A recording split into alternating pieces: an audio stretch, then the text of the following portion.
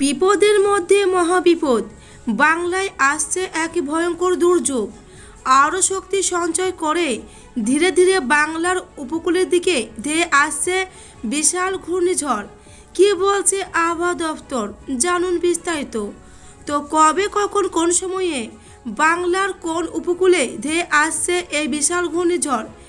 এই ঘূর্ণিঝড়ের ঘন্টায় গতিবেগ কেমন হবে এর প্রাকৃতিক ধ্বংসলীলা, কি বলছেন বড় বড় বিজ্ঞানীরা, বিস্তারিত জানিয়ে দেব। তাই ভিডিওটিকে স্কিপ না করে সম্পূর্ণ দেখবেন। ভিডিওটি ভালো লাগলে লাইক করবেন আর চ্যানেলটিকে সাবস্ক্রাইব করে পাশের বেল আইকনটিতে প্রেস করে আমাদের সাথে থাকবেন। তো চলুন এবার এক নজরে দেখে নেওয়া যাক। বেশ কিছুদিন আগে জাভাদ ওড়িশা উপকূলে আছড়ে পড়ে, যদিও অতি নিম্ন গভীর নিম্নচাপে পরিণত হয়েছিল, অর্থাৎ ঘূর্ণিঝড়ে পরিণত হতে পারেনি, যার ফলে ভিজেছিল পশ্চিমবঙ্গের একাধিক জায়গা। পরোক্ষভাবে প্রভাব পড়েছিল পশ্চিমবঙ্গের ওপর। কিন্তু আবহাওয়াবিদরা জানাচ্ছেন যে শুধুমাত্র জাভাদই নয়, এরপর সময় যতই যাবে ততই বাড়বে দুর্যোগের প্রবণতা। গ্রীষ্মকালেও এই দুর্যোগের পরিমাণ বেড়ে যাবে সময়ের সাথে সাথে।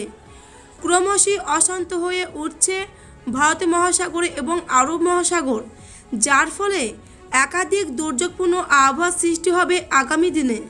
কিছুদিন আগে ফণী টাউকটে নিসর্গ মতন শক্তিশালী ঘূর্ণিঝড়গুলি আছড়ে পড়েছিল ভারতবর্ষের বিভিন্ন প্রান্তরে। কিন্তু একটা জিনিস লক্ষ্য করলে আপনারা ভালো রকম বুঝতে পারবেন যে যত সময় যাচ্ছে ততই কিন্তু ঘূর্ণিঝড়ের প্রবণতা বাড়ছে। এর কারণ কি, বিশেষজ্ঞরা তার ব্যাখ্যা দিয়েছেন বিস্তারিতভাবে।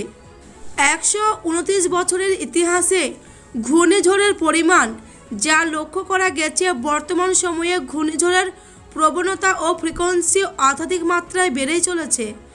আবহাওয়াবিদরা জানান, জলবায়ু পরিবর্তন এবং ক্রমবর্ধমান তাপমাত্রার দায়ী ঘূর্ণিঝড়ের বাড়বৃদ্ধির জন্য। জলবায়ু পরিবর্তনের ফলে অশান্ত হয়ে উঠছে সাগর। ভারত মহাসাগর থেকে শুরু করে বঙ্গোপসাগর ও আরব সাগরও অশান্ত। সমুদ্রগর্ভে তাপমাত্রা বাড়ছে, ফলে সাগর অশান্ত এবং অস্থির হয়ে উঠেছে। তারই প্রভাবে নিম্নচাপ ক্রমশই ঘূর্ণিঝড়ে পরিণত হচ্ছে। বিশেষজ্ঞরা ভারতের পশ্চিম উপকূলের মধ্যে মহারাষ্ট্র ও গুজরাট নিয়েই বেশি উদ্বেগ প্রকাশ করছেন। বঙ্গোপসাগরের উপকূল অর্থাৎ গাঙ্গেয় পশ্চিমবঙ্গ সহ ভারতের পূর্ব উপকূলে তো ঘূর্ণিঝড় আছড়ে পড়ার প্রবণতা ছিলই, তবে আগামী 2 দশক ধরে পৃথিবীর গড় তাপমাত্রা 1.5 সেলসিয়াস বাড়বে বলেই অনুমান বিশেষজ্ঞদের।